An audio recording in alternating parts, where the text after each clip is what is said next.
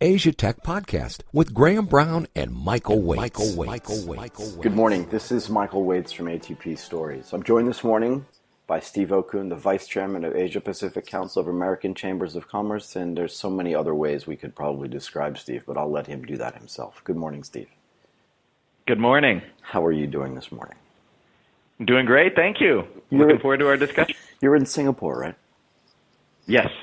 Okay. Look, the first thing I want to cover, and we spoke about it a little bit earlier before we started taping, is I want to talk about the article that you wrote in the Straits Times. We can go through that just a little bit because I want to get a sense for, you're a UVA guy through and through, and UVA's in Charlottesville, if my knowledge serves me correctly. I just wanted to talk a little bit about the events of, is it last weekend or is it 2 weekends ago? Time seems to pass in a continuum that I don't seem to understand anymore. Yeah, no, it was about a week and a half ago. Okay, so why don't we run through that a little bit, and then we can talk about, trade and finance and, international business and sort of social investing, impact investing, and things like that, if that's okay with you. Sure. Well, I mean, my background is one of government and politics. I mean, right. I worked in back in 92, I worked on the Clinton campaign, and then went to the White House and served in the Clinton administration for 5 years before coming to business and eventually coming to Singapore in 2003. So my background's always been kind of a mix of law, policy, politics, and press. And, going back, even, starting in really 2008, I do some public speaking, usually around elections, because there's always a fascination of the U.S. political system out in Asia. And then also because what happens in the U.S. drives what happens everywhere in the world. So it's very important to know what's going on for the people outside of the U.S. And so everything I did back then has now just been amplified. And with President Trump and the Trump administration and the massive change that he's undertaking in direction of foreign policy, of trade, of everything else, there's just so much more interest in what's happening. So I've been doing a lot more speaking lately on the U.S. political situation. And I was speaking at the Singapore Press Club on Thursday, and they asked me, they didn't realize I'd gone to UVA and gone to Charlottesville, and this was right after, the terrible events there. And so we started talking about that quite a bit, and the head of the Singapore Press Holdings asked if I'd write an op-ed about Charlottesville and UVA and what it meant to me and to tie it into Singapore. And so did that, and I've had an amazing response, both from people here and from people back home. For people that haven't read the article, and I've obviously read through it, do you want to give a little bit of context? I mean, this whole context of, do we have a Malaysian prime minister? How do we control people's perceptions of, let's just call them minorities for lack of a better term? And if you have a better term, please insert it for me, because this is not my bailiwick by any stretch of the imagination. But I'm just really curious how you see that in the context of what's going on. And also really interested in not just Charlottesville for what happened there in particular, but the more general terms in how the U.S. is perceived and how all those things have changed. As you said, the U.S. has a gigantic impact on events in the world, whether we like it or not, and actually whether other people like it or not. Can you just sort of get into a little bit more detail about how that has changed and how the perception has changed and how President Trump has changed the way people perceive, America's position? Sure, I'm not sure how much time we have to cover all of that. But you understand the point, right? In other words, the article that you wrote in the Straits Times is really interesting, but there's a larger question. I was just from sort of the article. What I wanted to do was to get a sense of the pride that people have in their schools back home, and certainly the pride that I have in the University of Virginia. So part of it was that I wanted to show the pride that we have as graduates of UVA. And to do that, you really have to go back and give a little bit of the history that the school was founded by Thomas Jefferson. And then you have to explain a bit who Thomas Jefferson is, to the readers here. They would certainly know him as the third president, but they wouldn't know him necessarily as the author of the Declaration of Independence. They wouldn't know that he created the words all men, wrote the words all men are created equal. And that there's also a little bit of debate going on, in what is the legacy of someone like Thomas Jefferson, who wrote the words, all men are created equal, yet owned slaves himself. And didn't even free his slaves when he died, unlike George Washington.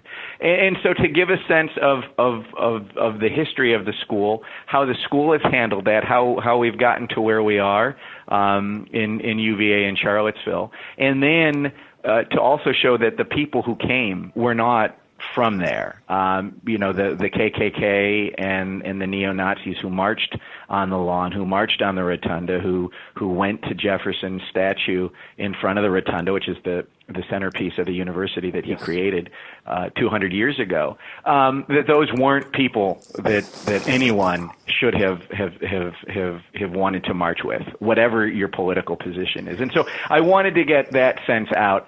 And then to contrast, because you need to bring this into the Singapore audience, and so I needed to figure out what the hook was for what happened there to explain it in the context of here. And I debated whether or not to make that hook the First Amendment, which is different in the U.S. than it is in Singapore, or to make it race. And I thought that, well, I don't think I have the right or really the ability to contrast race relations in Singapore versus the United States. I can certainly see the words that President Trump used, and I can see the words that Prime Minister Lee has been using here when talking about race, and they're very different. And so that's what I wanted to get at in the article for the Singapore Reader. Really interesting. And do you have an idea about why the people went to UVA and Charlottesville? I mean, as you said, Jefferson, as a founder and a writer of the Declaration of Independence, and the man who wrote the words, all men are created equal, why would they choose to go to Charlottesville and march on UVA as opposed to picking any other particular place in the Confederate South, if that's a fair thing to ask? If it's not, please let me know. No, it is, and the reason it had nothing to do with UVA or Jefferson why they were in Charlottesville. There's a debate going on in the U.S. right now about the appropriateness of statues in public places to Confederate generals and Confederate leaders, so those who fought for and led the South in the Civil War. And what is it that those statues represent, and do they represent? How do they represent to the whole community? And Charlottesville has a statue of Robert E. Lee, who led the Confederate Army, in the city, in a park, and they had voted. Yeah, they voted to take that down, but under Virginia law, there was a 6-month period there's a review of whether it should be taken down and where should it go. And so that time lag has given the ability for protesters, and I really don't even want to use that word, but we'll be generous for now, for protesters to say we're going to come there and protest because we have a live issue. So it could have been anywhere in the South where there were Confederate statues, and then there was time for people to organize. And so it happened to be Charlottesville for that reason in this instance. Okay. Look, I honestly feel like we could spend hours talking about that one particular event, but you brought up another thing that I think segues nicely, from that topic into just sort of the view that people have of the United States and sort of the U.S.'s involvement in global politics and global economics. Do you want to give a little bit of your opinion on how you see things differently, particularly coming, and I didn't know this or didn't actually think about it so much, but coming out of the sort of Clinton-Gore White House experience and volunteering for their campaigns, you fast forward to today, what do you think Trump has done to change the perception of the U.S. in both political and economic terms globally?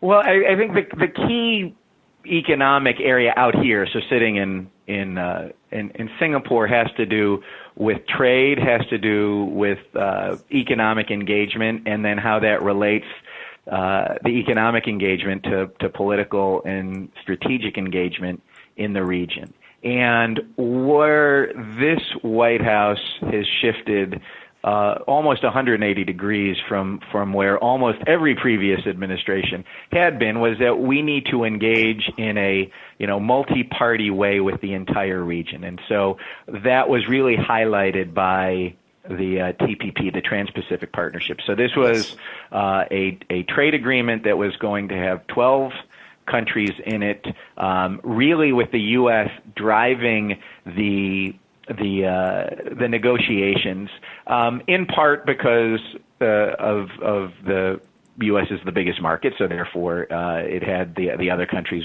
wanted to get access in the greatest way to the U.S. market, but also because the U.S. wanted to put forth principles that would really move trade forward in everybody's economic interest. And so that agreement, went forward. And now this wasn't necessarily a Trump thing. I mean, because we remember both Trump and Hillary Clinton campaigned against the TPP that President Obama had negotiated, building upon principles from President Bush and President Clinton, and even the first President Bush before him. So what's happened in the U.S. is that there has been a recognition that trade hasn't benefited everybody like it should. It hasn't benefited the workers in states like Michigan and Ohio and Pennsylvania that everyone thought it was going to be. So there has been a somewhat of a backlash against trade, and somewhat because the U.S. government didn't do the right thing in terms of helping those workers when it comes to programs like Trade Adjustment Authority. But what President Trump has done very differently is to say, I am going to put the U.S. first. I am only going to do deals where the U.S. is better than the other party. I am going to look at whether or not we have a trade surplus or a trade deficit is to judge whether or not this is a good trade agreement. And that's very different from trying to negotiate a win-win, trying to have the U.S. being part of all of Asia Pacific to move things forward from a trade perspective, from an environment perspective, from a labor perspective, from a strategic perspective, and to do these bilateral one-offs in which the U.S. has to do better than the other side. That has been the biggest change that has been troubling. And troubling is a really interesting word. Do you think it leaves a gap? And I spend a lot of my time actually looking for gaps in market gaps, right, and try to determine how those gaps are going to get filled. Do you think it leaves a gap in global leadership? And do you think that the Chinese will come in, particularly now that they have the second largest economy and a fast-growing economy, regardless of whether you think, the banking system there is stable or whether the Chinese government is always doing the right thing or the wrong thing? I don't want to get involved in the politics necessarily, and I don't think you do either. But do you think that it leaves a global leadership gap? And do you think the Chinese will come in and try to fill that gap? I think there's way too much focus on the Chinese versus the U.S. as a result of what's going to happen under a Trump administration, and is the Chinese. Is it one or the other? Because if you look at what's happening well before TPP and during TPP, is you had the Australians coming in, negotiating all these free trade agreements with Japan, with Korea, with the Chinese. You have the Vietnamese negotiating a free trade agreement with the EU. And so everybody is moving forward, and everybody's going to move forward collectively. The U.S. isn't going to be able to dictate the terms of what's going to be in any trade agreement, no more so than the Chinese are going to be able to dictate the terms. And so what you have now in place of TPP-12, which was the TPP-12 countries, including the U.S., is you have the TPP-11 that could potentially move forward, where there's 11 countries saying, look, we want the U.S. in, we're better with the U.S. in, but if the U.S. isn't going to be in, then we're going to move ahead without them, because a trade agreement that addresses 21st century business issues like, intellectual property right protection, like ensuring that there are cross-border data flows that address all these tech issues that aren't addressed in previous trade agreements, that's worth having with or without the U.S. And there's another trade agreement moving forward called the Regional Comprehensive Economic Partnership that has 16 countries in it, including China. It is not as ambitious. It is not as high level is the TPP, but it will increase trade going forward. So everybody is trying to find the best ways to move forward together, and either the U.S. will be in it or the U.S. will be out of it. But it's not the U.S. versus China. And I think that was a mistake that the business community made. I think it was a mistake that the politicians made in trying to get the TPP passed by the Congress by saying, well, if we're out, the Chinese win. Right. That I think just that message didn't resonate with the voters in Michigan or Iowa or anywhere else. Yeah, I mean, in a way, it's always better to say this would be better for us as opposed to if we don't do this, this will be better for somebody else. And I think the I think the comments that you just made are the most measured and sort of most intellectually deep comments I've heard on either side of this conversation. I don't want to call it an argument. What I think it also does is it sets up really nicely for the rest of this conversation, because it puts into context the way, at least a little bit, the way you view not just the way the U.S. economy has its place in the global economy, but the way the rest of the world actually interacts with each other. I thought it was really interesting that you said that, Australia went out on their own and said, if we can't have TPP-12 the way we envision it, we're just going to go out and negotiate our own deals with other countries and try to get the best deal, bilaterally with those other countries. Exactly. So Australia is doing that, right? So Australia is trying to get the TPP-11 forward, but at the same time, Australia is looking to negotiate a free trade agreement or some type, not an FTA, maybe a lesser one, but some type of trade agreement with Indonesia, which is not part of the TPP-11. And so you want to have all of those tools in the trade toolbox available to you. You want to have FTAs. You want to have TIFAs, CEPAs, but you also want to have these plurilateral trade agreements. And so the Australians are doing all of that, whereas what the Trump administration has said is the only thing we're going to do are these bilateral FTAs. And I think that's way too limiting for us as a country, and I don't think it's helping the U.S. business community. Yeah, in a way, it's just like having one-on-one dinners with everybody as opposed to having a dinner party. And, for lack of a better analogy off the top of my head. And both of those things are probably good and viable alternatives. Yes. I think that just simplifies it for people that would be listening. But I agree, right? There are plenty of situations where you just want to have a one-on-one conversation, either individually or on the nation level. But there are plenty of other times where you want to have those conversations in group format, because it benefits a bunch of people all at the same time. And while things get more complex, the more players are involved, sometimes the outcomes are better as well. Do you want to talk to me a little bit about your involvement, you said, in impact investing, and also just your participation in the private equity and venture capital spaces as well? Sure, and I think that's one of the things that's moving out here, and maybe I'll kind of bridge the TPP, because right, the TPP is the first trade agreement that really has focused not only on tariffs and rules of origin and things that are typical of trade agreements, but it also had chapters on the environment and labor, and that is something that everyone is recognizing, that as business we have to become more sustainable. Our trade agreements have to be more sustainable, and we have to be more sustainable as businesses. And what you're seeing now really develop is bringing in sustainability to business, to have a focus on ESG, which is environmental social governance, and how you as a business operate every day to be more sustainable from that environmental perspective, from worker health and safety, or how you govern yourself and work within the regulatory process as a business, and not being just focused on CSR, which is philanthropic. And so this movement from CSR into ESG, I think, is really accelerating with, for lack of a better term, millennials. Right? I mean, where you're really seeing now is young people come in and say, okay, look, government has a place to solve society's problems. NGOs have a place to solve society's problems. Religious organizations have a place to solve society's problems. Charities have a place to solve society's problems. But business does too. And I want to create businesses that are sustainable and profitable, but also have a social impact. And so this space broadly is called many different things. Some people call it social entrepreneurship. Some people call it venture philanthropy.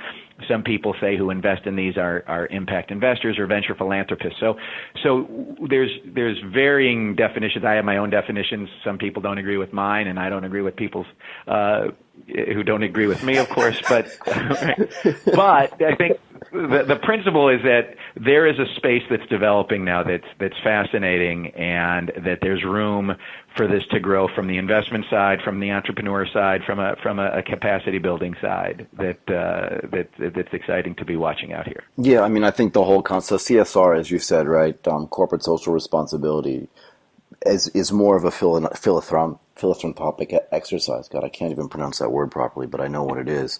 But I do believe you're right in that millennials will really have a feeling of this should not just be philanthropy. This should just be part of the way we live. And if business is part of our life, then it should be part of business as well. And that's where this this ESG really comes into play. Do you have examples? And I'd love to know your opinion, because you said you have an opinion on this that may or may not be different than other people's opinion. I'd be really curious to know what your opinion is on this. And then maybe if you have some examples you can cite where you see millennials or even anybody really just going out and saying, we're going to build a business that does X. And as part of doing that, as part of being profitable and running a business that gets to employ people and pay people, how then do we handle this ESG part of the business, and how does that make us different? Yeah. So the first question is what do I mean, or what does anybody mean when they say impact investing? Yes. And so to me, the word impact has to have some meaning in relation to investing. And I've talked, some people say I'm an impact investor, and I say, oh, well, what is your expected target rate of return and for your fund? And they say, oh, well, we aim to get a 20+% IRR, right? They want to make more than 20% every year on their investment. And I'm like, how? No, that's not impact investing. That's investing. Right. Everybody wants to make 20+ a year. I mean, the global private equity funds will take 20+ a year for an IRR. And so to me, that doesn't mean, what does the word impact mean? If you are going to take a market-based return, then I don't think you are an impact investor. You may be a socially responsible investor, and there may be other ways you want to categorize yourself, but in my definition, you're not an impact investor. For me, the word impact means that you're willing to forego some type of financial return, some type of market-based return to have an impact on society with your business.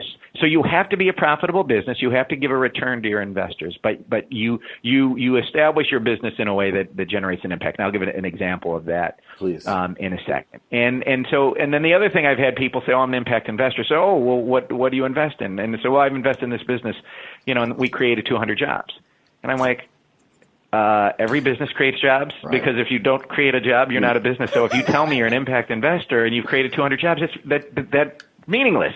You have to have some type of impact beyond creating those jobs. You had to make some sacrifice. You had to have done something to make you, in my definition, of an impact investor. So the first business that I worked with, and this was when I was with KKR, and we set up a capacity building program to help social enterprises get investment ready so that they could then attract impact investors, is a company called East Bali Cashews. And East Bali Cashews was created in a poor, remote part of Bali, and the entrepreneur there, Aaron Fishman. So Aaron was living and working in these villages in Bali with an NGO, and he saw that there was an opportunity to create a business because these villages had basically no employment other than the small farmers that were there, and he said, well, the cashews which are grown there, what had happened was you have traders coming up from Surabaya, right, buying the cashews from the farmer, shipping them to India and Vietnam for processing, and then they may even go to Malaysia for flavoring and packaging, and then they might come back to Indonesia and be sold there. And Aaron said, well, this is crazy. If you can build the factory here in the village, put the processing here, you will cut out the middleman, you'll cut out all the logistics costs, so you'll make money and you'll create jobs where there are no jobs. And that is the thesis behind East Bali Cashews. And what makes him, right, a social enterprise, and what makes the people who invested behind him, impact investors, is that he could have done that very thing, but put the factory in a city. Right, put the factory in Denpasar or Sanur or somewhere where the cost would have been lower, the logistics cost would have been lower, the employment would have been easier to get. But he said, I'm going to increase my costs by building a factory from scratch, having it in the middle, literally in the middle of nowhere. So my costs are going to be much higher in terms of logistics, or if I ever need spare parts, and I will forego revenue to do that because I want to create jobs where they're most needed. And that's what makes him a social entrepreneur, and that what makes the people who invest behind him impact investors, because they know he's not he is not profit maximizing. They're doing very well. They're generating a lot of revenue, and the investors have done well. So they have a good return.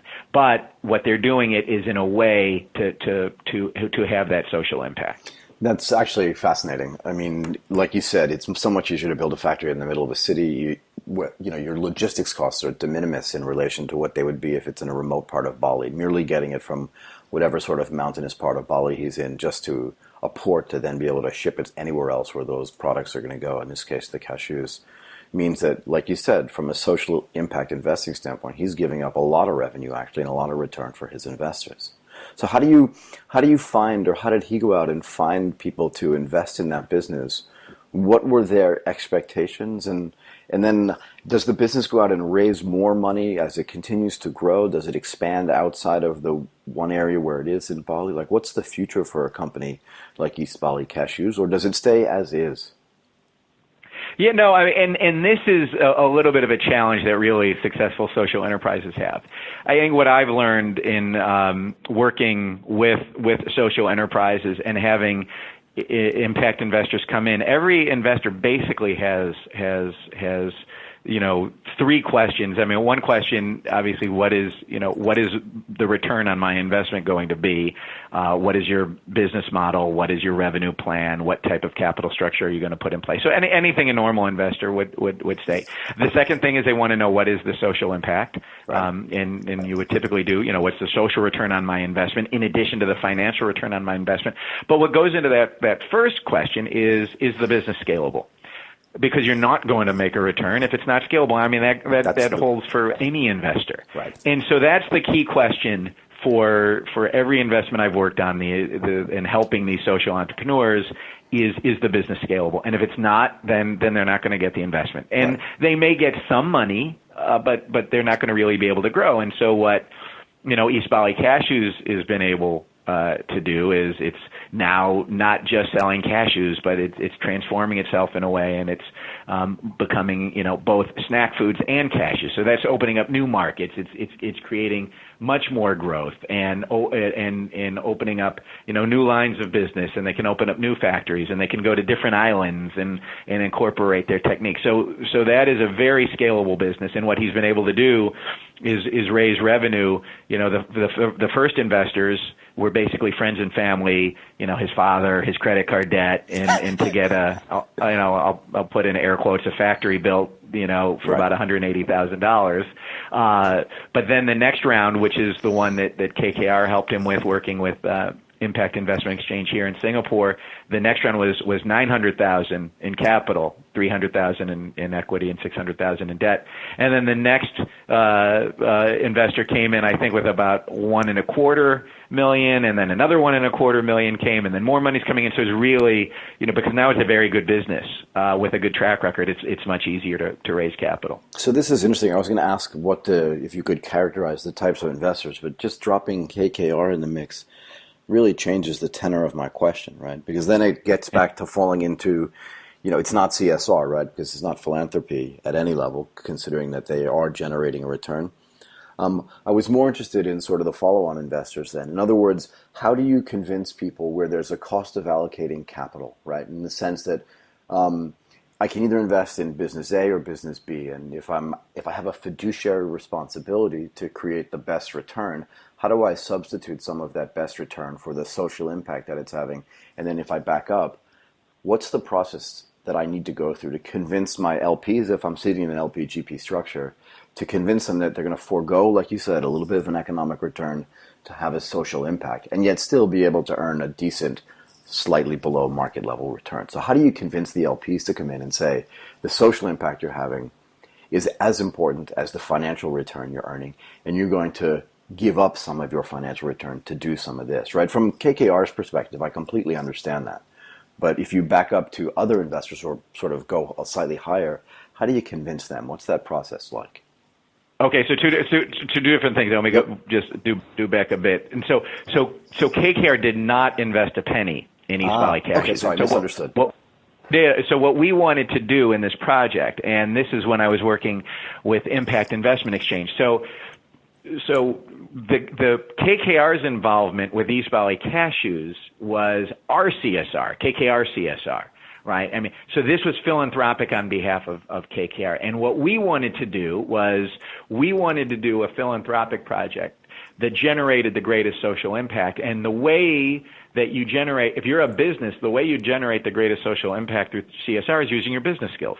Sure. Right. So I mean, if you're a group of investors and you go up and clean out a river for a weekend or what have you, I mean that's great. I mean the river's going to be cleaner, but anybody could do that. Right. There aren't a lot of MBAs out there and not a lot of professional investors out there who could help social entrepreneurs get investment ready.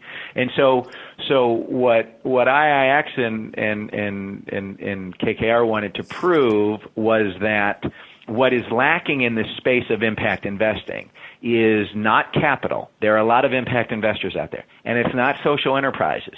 There's some Aarons out there. Aaron's a little bit unique, but there's a lot of social entrepreneurs out there. But the problem is the social enterprises aren't investment ready. They don't know what type of capital they need. They can't even write a business plan for the most part, right? That would pass muster with any investor. And so what KKR and IIX did is said we want to prove the concept that what's lacking in this space is capacity building. And so KKR did the capacity building in terms of the business plan, revenue model, capital structure for East Bali Cashews. IIX did the social impact assessment, and then once you get that ready, you find the impact investors. So the impact investors have already made the decision. They've said, okay, I have so much money to invest. Some of my money I want to get invested at a market return, whatever that may be, right? Mm-hmm. If it's private equity or is it debt or is it real estate, whatever return you want in that pool of capital.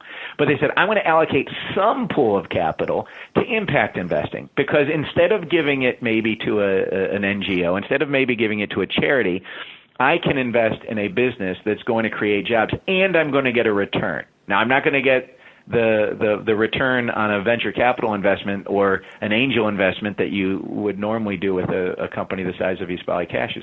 But I am going to get some return, and I'm going to generate a great deal of social impact. So the LPs or investors have to have that mindset already to begin with. And what groups are trying to do is show investors why it is they should have that mindset. And that's the challenge right now that is out there is how do you convince people to do this instead of just giving your money to an NGO? And so what you want to say to people is don't only give your money to NGOs and only to private investment firms, or private equity firms or whatever it may be. Why don't you give a little pool of your money to impact investing? So isn't this, and again, this is a thought that I've had for a while but have not been able to properly enunciate, and that is, isn't this kind of the future of charity to a certain extent? In other words, instead of giving, because people always want to take some of their excess capital, excess earnings, and give it away, right? You see the Gates Foundation do this in an incredible way. But people have all this excess capital.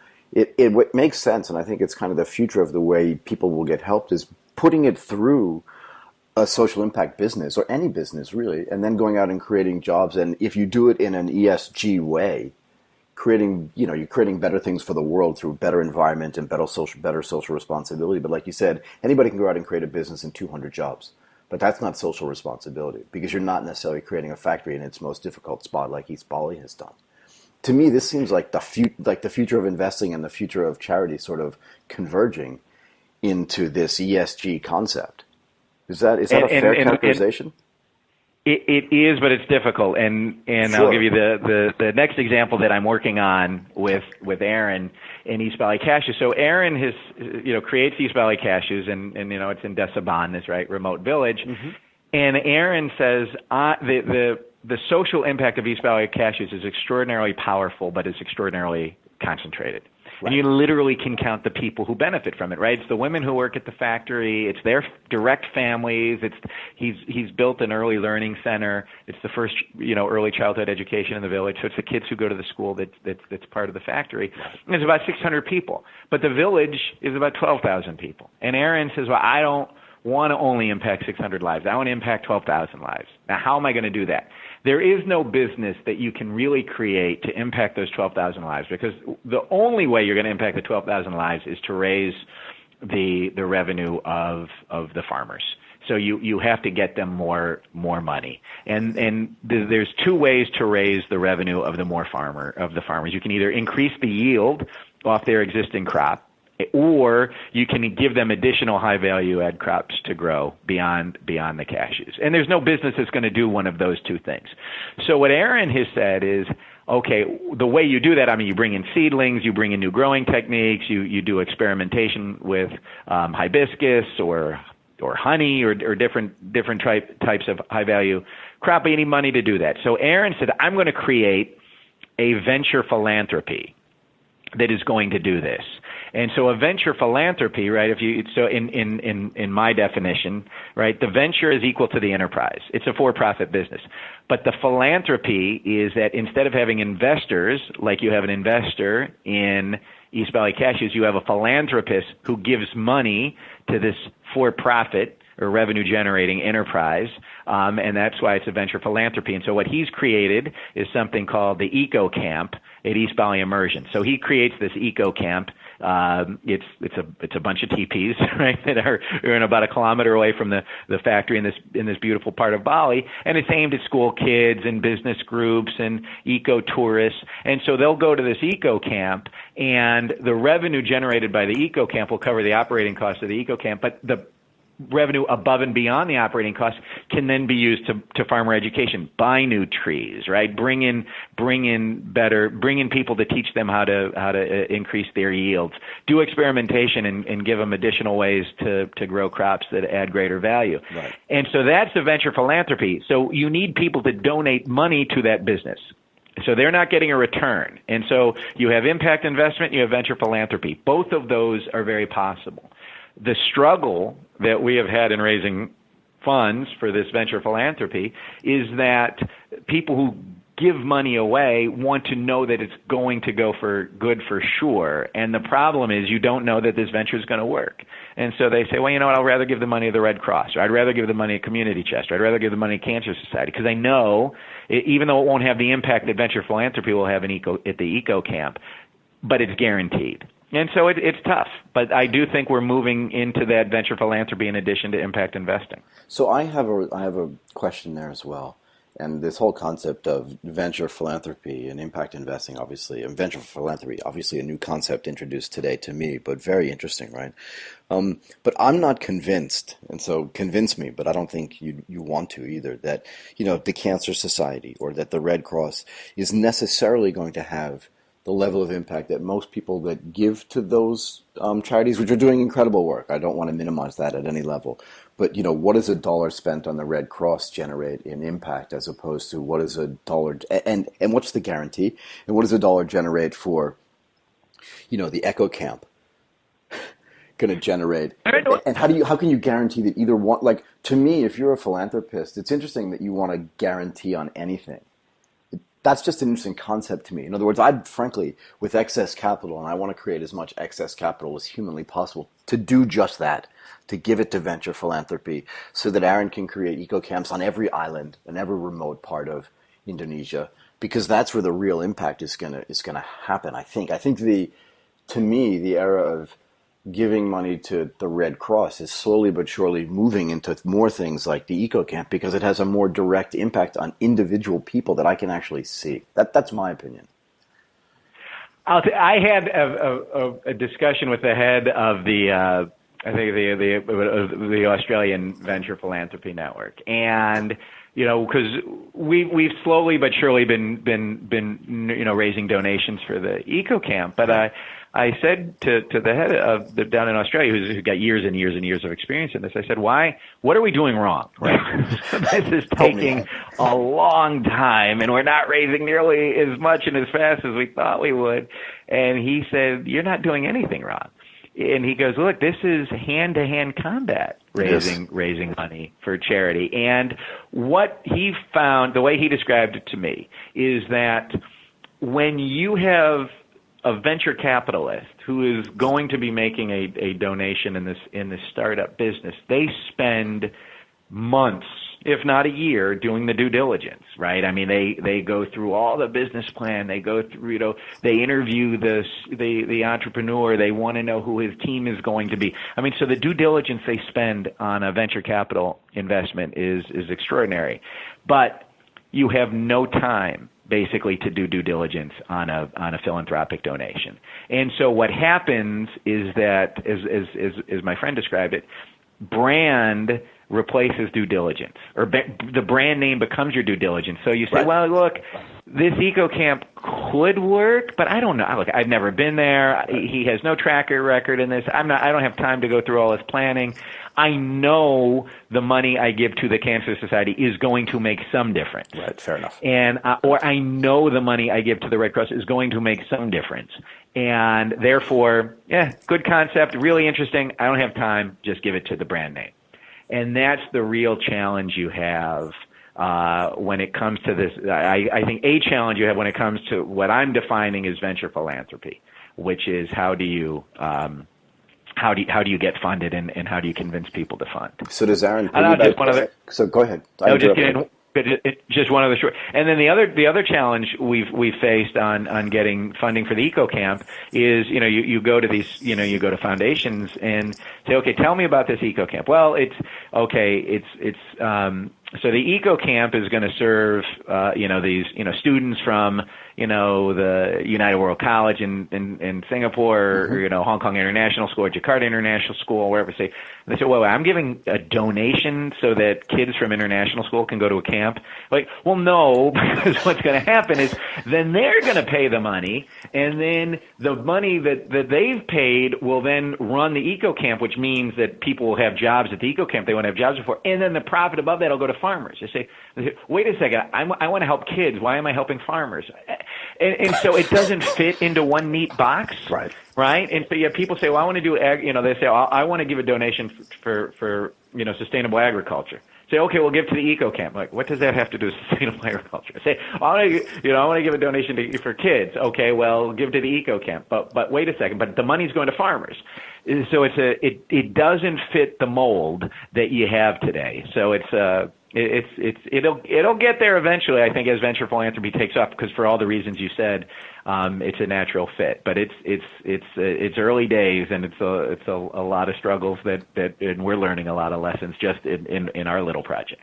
For sure. So does Aaron go out and rebrand? I mean, just based on what you've said, does he go out and rebrand the eco camp as the East Bali Cashew Eco Camp, in the sense that if the due diligence, as you say, is the brand, then the brand of East Bali Cashews, and I'm not telling you, I'm not being prescriptive, I'm just thinking out loud, right? In other words, if that's the brand, then that seems to me to be the best way to disintermediate the necessity for this year-long due diligence, but also the confusion around, am I helping children? Am I helping smallholder farm? What am I really doing? And I think, actually, this is my opinion. You haven't asked me, but I'm going to say it anyway. This is really my problem with venture capital on the whole, and that is, are you really a risk taker in the true tradition of venture capital, or are you trying to sort of bring listed market diligence, in other words, all of the information that a listed company is required to have today, into a space where those companies may or may not even have the ability to produce that information, so you can make an investment with a guaranteed return, which is antithetical to me to what a venture capital investment is supposed to be. If you think about Steve Jobs walking into, I'm guessing, is it Sequoia Capital? I can't remember even what it was, in 1975 or 1976, and saying, I'm going to put a computer on every desk, and then I'm saying, what am I investing in again? Am I investing in desks? Am I investing in chips? I don't understand. But they were like, okay, wait, this is powerful because it's world changing, in the same way that what Aaron's doing, and I am making the equivalency, right?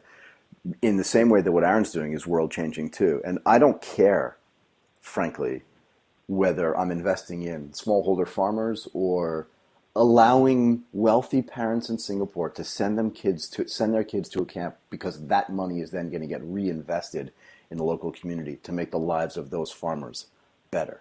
That's my view. So in a certain sense, I think venture capitalists, at least regionally, again, my view, have become lazy in their necessity to do year-long due diligence in something where they're meant to be risk takers. You expect a 35% IRR, you need to be taking some risk. Excuse me. No, I mean, and the challenge that you have though is when you set up these venture philanthropies, because if you tie it into the business, then it's not a charity anymore, Correct. right? And so if it becomes East Bali Cashew's Eco Camp, then it is a business. And it's part of East Bali, and then people aren't venture philanthropists anymore; they're impact investors, and so you do want to draw a very solid line between the two. But then you want to show and then you want to show a relationship. Right. So you're seeing more of this, but I mean, I think the whole risk, reward, and due diligence makes venture philanthropy an even greater challenge in terms of raising capital than impact investing. Impact investing, one, what do you mean by impact? Two, what is your rate of return that you're expecting? And then three, as you scale up, how do you continue to generate impact? Because as you modernize, your impact is going to go down. And so Aaron's solution to solving that problem is to create a venture philanthropy that will bring greater benefit, but not directly related to East Bali Cashews as a business.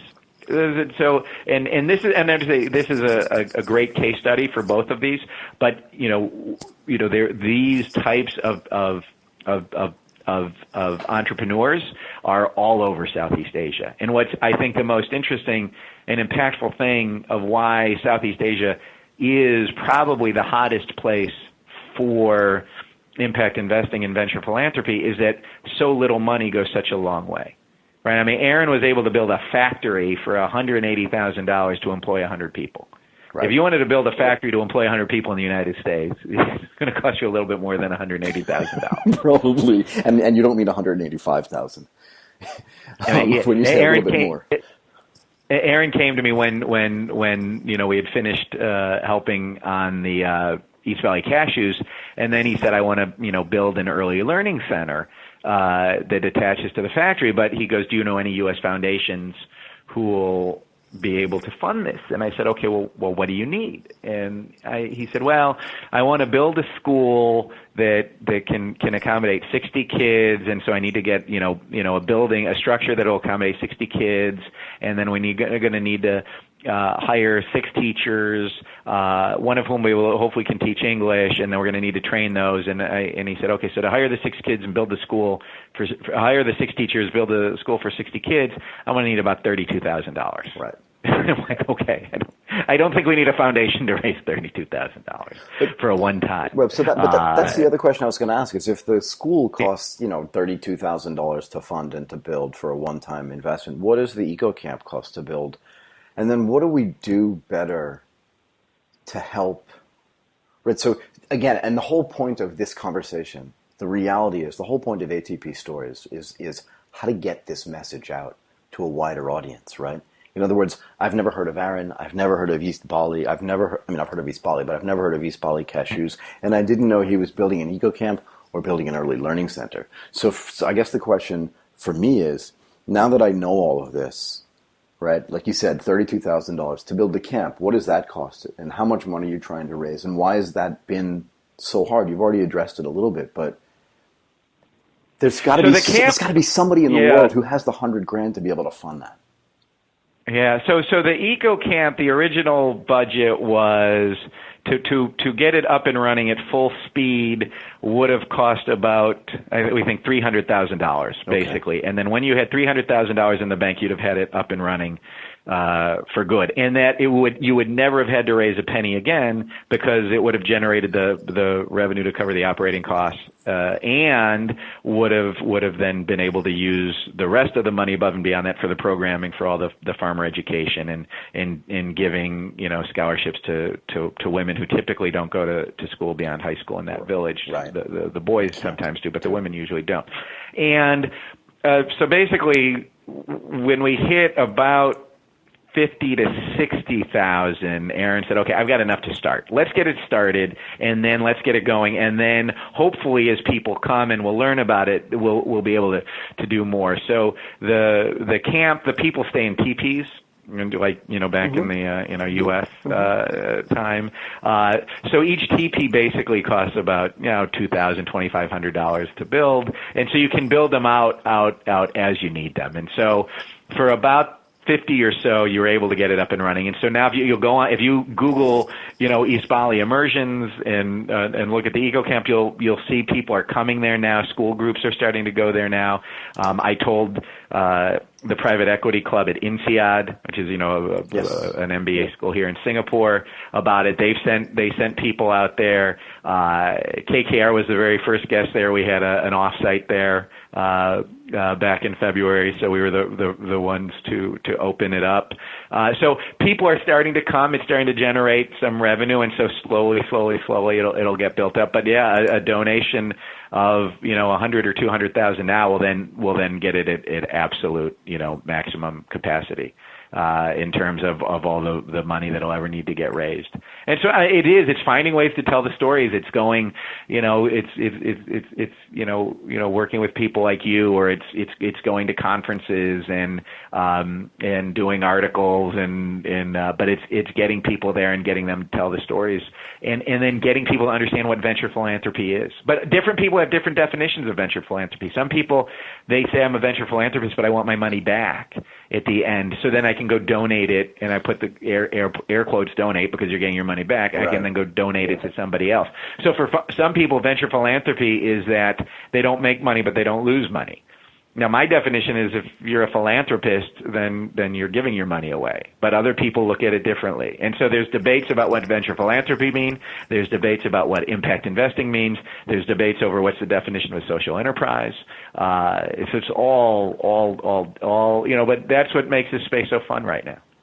Yeah, I was going to say, this is actually the perfect place to end, if you don't mind me saying. I mean, just only because it leaves so many other open questions, and it gives me an excuse to get back to you and say, I have questions on this and questions on that as this space continues to develop, and hopefully you'll become a resource, not just for us, but through us to be able to continue to tell these stories. I mean, I'm going to ask you, I would ask you offline, but I want to ask you online. Mm-hmm. I'd love to be introduced to Aaron, to be able to talk to him for an hour, if not more. Again, to be able to help him tell his story, and whether that actually ends up in raising money for the East Bali Immersion or just gives more coverage to the East Bali Cashews and all the work that he's trying to do there, that would actually be something that would be really important and really close to me. Well, we'll get you out to Bali, and you could do a remote podcast. It would be perfect. Yeah, I mean, we, as you know, and again, not to talk about us because it's very difficult to talk about yourself after talking about this for almost an hour, but we are going on the road, and that's going to be part of what we do is go to remote places to try to find out from people exactly why they're doing what they're doing in the place that they're doing it, right? It's very easy for us to sit here, wherever here is. For me, it's Bangkok, and for Graham, my partner, it's in Tokyo. And it's very easy for us to sit here and pontificate about what we think is going on. It's so much more powerful, I think, to actually go to that place and actually talk to the people there than find out exactly what they're doing and why they're doing it there. Yeah, no, and to speak to the people who the managers who are from the village and whose families have been in the village for generations, and Neoman and Made and who are the managers of the factory and who are really making building the eco camp at the same time they're running the factory and what they're trying to do for the farmers. And it's an amazing place to visit to see the transformation that is occurring, and to see from the school and the workers and the women, and it's just the power you have in terms of social entrepreneurship and impact investing and venture philanthropy. I mean, to see it firsthand will really make you a convert into it. Yeah, and I mean on the other and to further that, right? Wouldn't it make sense at some level? And I'm sure Aaron's already thought about this, but if there are 25 tents there, 25 teepees there, or more now, right? As you said, it only takes $2,000 to build each one, and they can be built as needed. Wouldn't it be interesting and maybe even powerful as well to have a real sort of venture capital conference at the camp itself and try to educate people? Do you understand what I'm saying? In other words, talk to Aaron and say, if KKR went there as sort of the opening, not sponsor, but as the opening participant in the existence of the camp, wouldn't it be great to get a regional conference for not entrepreneurs, but for venture capitalists to go there and to see exactly the work that Aaron's doing and the output of that work, And while they may or may not be venture philanthropists, wherever there's money, there's philanthropy. And if you can get sort of the, whatever part of that chain is where the money gets generated or originates, then you can then have those people go out and become ambassadors for that East Bali Immersion. It just sounds like a great idea to me, just off the top of my head. Oh, and the scenery and the food, I mean, spectacular. So we're going to hold you to this. No, please, because think about it. People, and I don't mean it in a derogatory way, but if you think about it, right?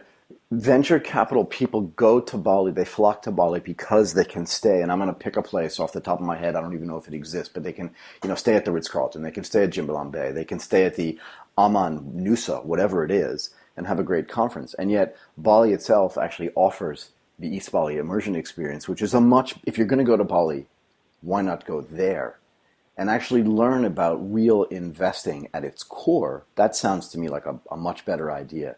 And again, if it does nothing else, it gives exposure and coverage to the types of things that Aaron's trying to do. And, shame on you if you're an investor. And isn't this what Warren Buffett did to Bill Gates so that he went out and created his foundation? If you looked yesterday, Bill Gates just gave 64 million shares to an undisclosed group of people. And if you look at what Bill has done since he has been shamed by Warren Buffett saying, you're going to keep all that money? That's the wrong way to handle all of the wealth that you've generated. Give it away, because once you die, it's useless. You could do the same thing in the venture capital industry in Southeast Asia. Send them to Bali, have them be at the immersion camp, and then have them rethink the way they're dealing with their excess capital in a way to reinvest it in the region that's making them so wealthy. And this is a place where tourists do not go. I mean, It's 3 hours from Nusa or Seminyak, and there's no tourist facilities up there. A couple dive resorts not far away, but that's it. And so it is a place that is magical that no one goes to. And so it would be great to have something organized like this. Let me talk to Aaron about that. Okay, look, You're on. Yeah, sure. I mean, I'm happy to have the conversation, right? I make no promises, but I do try as hard as I possibly can. Look, let's end this conversation here. I really want to thank you, Steve, for spending an hour with us. And I mean, the conversation for me was fabulous and super educational. I hope it was as interesting and positive for you as it was for me. And let's just agree to get back on the phone again. I mean, the other thing that I'm trying to do is create sort of a stable of really high-level professionals who are willing to come back on the show and say, here's what happened in the last week or the last month, and here's my opinion that's, either different or the same as the opinion I've voiced before, but now we have current events that we can comment on, and that would really be useful for us, I think. And with the way things are going in the U.S., we may have to do it every day. Sure, we'll have the Daily Steve Show. I have no problem with that. Thank you again. Anytime. Okay. You've been listening to Asia Tech Podcast. Find out more at www.asiatechpodcast.com.